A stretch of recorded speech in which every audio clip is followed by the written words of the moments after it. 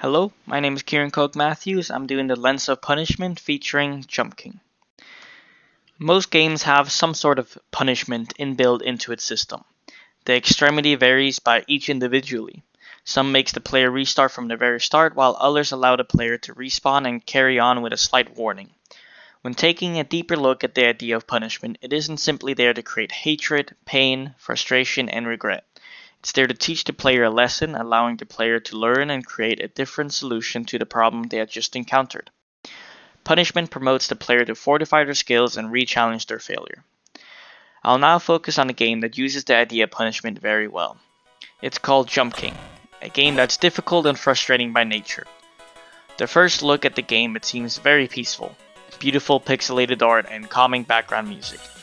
It is only when the player realizes the punishment in the game that they realize how falsifying that first impression is. The character is the Jump King, whose only goal is to rescue the hot babe at the very top by jumping from platform to platform. But as the player starts to fail more and more, their goal gets repurposed to just overcoming what they once failed at. The main controls are very simple, but hard to master. The player can move left and right using the arrow keys and hit the spacebar to jump up. If they hit the spacebar while clicking on an arrow key, they go in that direction. Simple, right? The complicated part is that the longer the player holds in the spacebar, the higher the jump. If they hold it in too long, it automatically jumps at the max time. The game doesn't have a gauge that shows how long the player is holding it in, so they must learn how high the Jump King jumps and use their intuition to jump towards another platform. This is a super cool mechanic because instead of focusing on a gauge bar, the player has to use their own experience and failures as reference to how far they believe they must jump. The map is laid out very simply, where the camera is a side view that can only move up and down. First, when the player reaches the top of the screen, does the camera follow up to that section. Now, it might be easy to see what the punishment of the game is.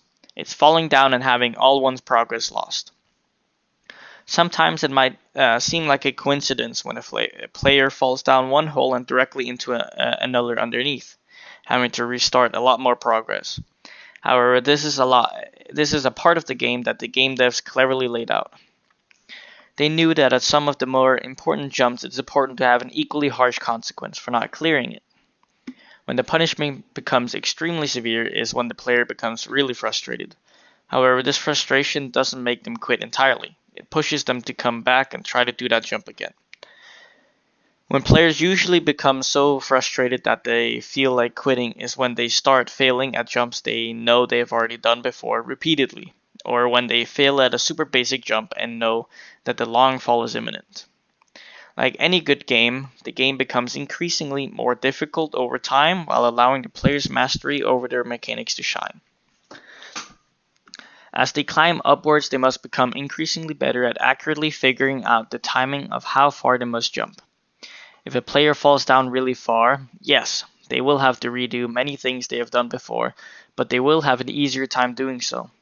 They'll begin recognizing their patterns. The player becomes confident in those jumps and sometimes overconfident. The game makes some of the smallest and easiest jumps some of the most punishing. It uses the pent-up emotions and the player feels when failing harder jumps to punish the player even more when going back to other jumps. This is how Jump King utilizes punishment in such an amazing manner. Let's take a look at a streamer who describes one of the most punishing jumps. It's only this jump that is the problem here. And it's an easy jump. Had this been anywhere else in the game, I would have done this jump already. Because it's an easy jump. But the choking now. Yes, boy. Take it.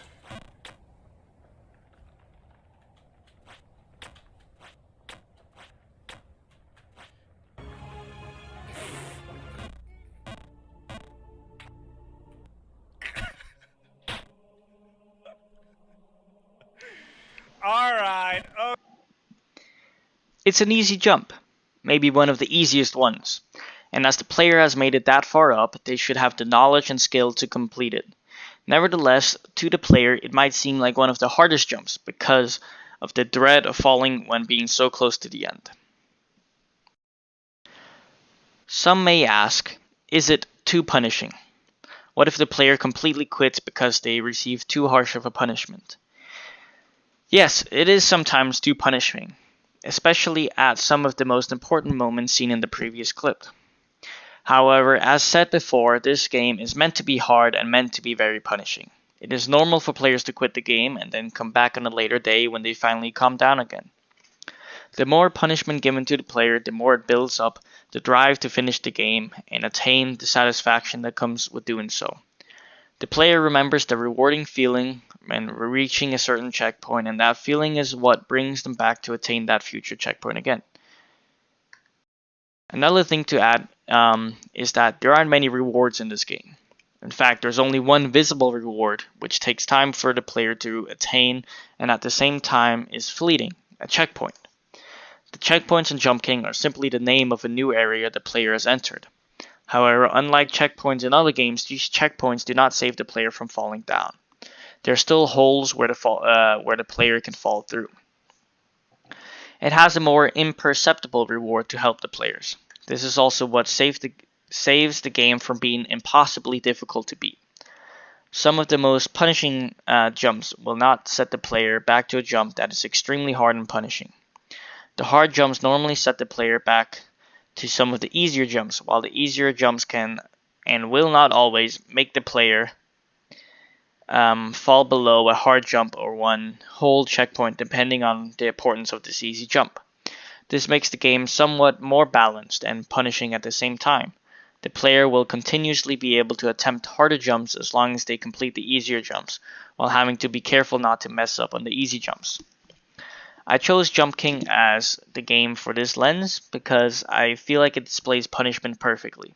It is both hilarious to watch others fail and satisfying to complete it yourself and watch someone else beat it. It goes a bit on the extreme with its punishment, and that is its aesthetic. It makes it even more of an accomplishment and gives the player enormous bragging rights for completing. Thank you all, that will be it.